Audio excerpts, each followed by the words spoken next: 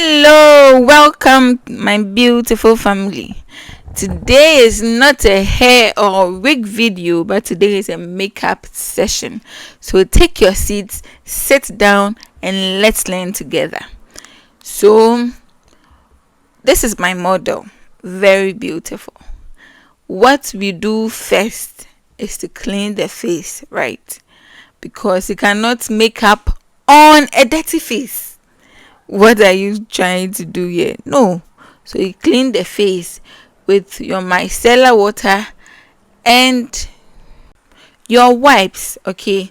So after doing that, then you blow the face dry. After that, then you add you put your sweat block in the brow, because sometimes the brow sweats, we don't want it to sweat, so you put it there, and then after it dries, you put your powder there too, to give you that dry surface to draw your brows very well. And then you draw your brows just as you saw me do, the under, the top, and then the strokes throughout. Okay, then you brush it nicely. I then went on with my concealer, one shade or two shades lighter than the skin, okay, than the skin color, and then you use it to clean and mark it very, very, very well. For the top one, you can use the exact shade or even just a little darker, okay, but using the exact shade of the face really, really helps, so do it that way. And then you clean any imperfections as you go.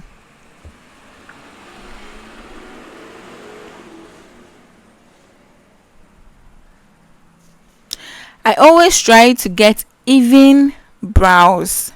So as you saw earlier, I traced the first brow and then I used it to shape the second brow. And then I made sure to blend in the concealer well into the skin. After that, I did my face prep. So I went in with my micellar water again. And I cleaned the face again. Yes, we are starting the makeup, so you have to clean it again. After that, I went in with my moisturizer, my sweat block, and my primer. After each one of them, you have to make sure that it is dried completely before you go with the second one. Otherwise, you are going to have it being a cakey white substance, which you will see very, very soon, because I thought the chin was dry, not knowing it wasn't that dry. Okay, yes, that is what you can see currently. So you have to make sure that everything is dried, has to be dried, and so that it seeps into the skin well, to prepare you for the makeup that is coming. So I had to help her here, and then I went on with the foundation. So after your skin prep, you take your foundation, which is, let me tell you the secret. Your foundation shouldn't match your face color. No, it should match your neck or your bosom color. So if your neck is going to show, make sure that your foundation matches with your neck color. Everything you do matches with your neck color. So if your neck is darker than your face, use a darker shade that matches your neck. If it's lighter than your face, use a lighter one, okay, so that you have it blending very beautifully after you're done. And here I nearly messed up. Yes, a makeup artist can mess up, but it depends on how you go about it to correct whatever mistake you did. So when I was taking the foundation, I took a shade darker than her, as you can see. So it was giving dark skin. But when it happens like that, don't panic, my dear. Don't panic at all. I'm going to teach you how to correct it and still get back on track. So you see, since it was darker, I still blended it in nicely. Make sure that there are no patches anywhere. Blend it so well. Blend it well. And then since it was darker than her skin color, I used that as the contour shade. Okay, so you can see that I just went in, and with my lighter shade of concealer, I conceal the under eyes and wherever necessary I'm to conceal. So I didn't go back with any contour paste again. Okay, so already the shade is darker, so that would serve as a contour. So wherever you normally contour, leave the dark shade there like that. It will correct itself as you go. So I did the under eye, and immediately I set it because I didn't want any creases forming there. Okay, so just as you saw, immediately after I set, so immediately after your concealer, set it, don't go anywhere, set it, otherwise you will see that you have creases, which we don't want. Now you can see that I'm getting the light shades in places where they are supposed to go. So I did the forehead and the nose, and you see how it corrected itself over there. So it's as though I already used contour, right? So when it happens like that, don't panic. If it happened the other way around and the shade was lighter than her skin, then you leave the lighter shades where the concealer would normally be. Do you understand? And then you go ahead and do the rest, and then you contour the face. But this was the opposite, so we went the opposite route. I hope you understand. So to get that even tone, as if I actually contoured the face, I did the under cheek. I don't know what that place is, but you see between the cheek and then the jawline, as you can see. So I also use the concealer there to correct it. So you can see that yes, everything is forming. Do you see it? Do you see it? So when you make a mistake, don't panic. That is why I'm here. I'm here to help you. So after that, I went in with my blush, my cream blush, and then I added more dimension to her face. So I gave her the blush, and of course something that I have to say, in every step, after every step, you have to set it. If you don't want to sweat, if you know your client is going to dance somewhere, if you know you are doing your makeup and you are going to dance and sweat, set after every step. That is the sure way to go.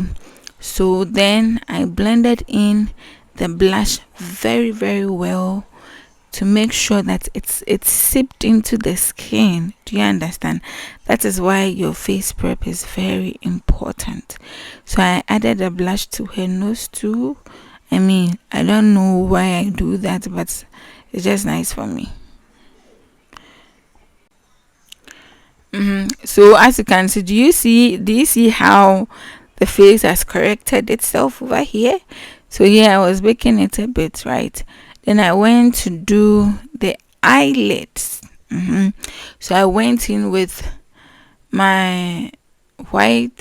So I went in with my eyeshadow base, okay, which is from Blossom Cosmetics, and then I applied it, and then so I used a transitioning shade, okay, which is slightly darker to create the crease at the top, and then so that it will transition well. Okay, yeah. So yes, I did that. don't forget to actually use eyeshadow and to say sorry your eyeshadow base. And let me just say this, the thing is, sometimes you can use your concealer as your eyeshadow base, but it affects the color in the end. So what I do is use a white shadow base. Because it's white, it will give you the color that you place there. I then went with my dark, it's not really black like that, yeah, but it's black. So I went in with my dark base at the tip so that it will also transition well. And then I went on, I smoked that part, and then I went in with my color. Play with the colors, it will give you something beautiful in the end. Okay, so that is how I created the eyeshadow look. I combined different colors to get what I achieved in the video. It's not difficult, actually. It's not difficult. I wasn't going for any subtle look. I wanted, colors to complement the dress she was wearing. Yes, so it's all count. But then I realized that it may be too red for me, so I toned it down a bit to get this. Isn't it beautiful? Of course it is. I then blended everything, all the colors well. What you have to do is to be blending everything together. If they are on their own and you can see the demarcations, it's not really pleasing to watch.